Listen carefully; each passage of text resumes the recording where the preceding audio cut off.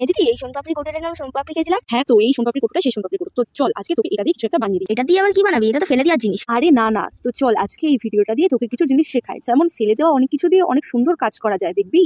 তাই নাকি? আচ্ছা, এই খোসাগুলো কিসের খোসা রে? এই খোসাগুলো হলো পেস্তা বাদামের খোসা। যে পেস্তা বাদামের খোসাগুলো ছিল এটাকে দিয়ে একটা ফুল বানিয়ে নিয়েছি। কেমন হয়েছে বলতো? ভালোই তো। সুপার ক্লে দিয়ে আবার কি করবি? দেখ, সুপার ক্লেতে এই যে হলুদ ক্লেটা দেখছিস, এটা দিয়ে ওই পদ্ম ফুলের মাঝখানে যে অংশটা থাকে সেটাই বানাবো। দেখ তো এবার কেমন লাগে। হয়েছে পদ্ম পাতা? হয়েছে, কিন্তু কালারটা একটু ডিপ হতো না? হ্যাঁ দেখছি তোর কালার নিয়ে সচেতনতা একটু বেশিই বেড়েছে। যাই হোক, তুই চিন্তা করিস না, কালারটা আমি পরে চেঞ্জ করে দেবো। আর এই দেখ থার্মোকলটা চিনতে পারছিস তো, যে সেদিনকে দোকান থেকে আনলাম, সেটাই কিন্তু গোল করে কেটে নিয়েছি, দেখলি তো? এই নীল ক্লে দিয়ে কি জল বানাচ্ছিস? হ্যাঁ জলই বানাচ্ছি। আচ্ছা বলতো এটা কি ফুল বানালাম? আরে এটা তো পদ্ম, আমাদের জাতীয় ফুল। ও বাবা, তুই তো অনেক কিছুই জানিস। আচ্ছা এই পাথরগুলো চিনতে পারছিস?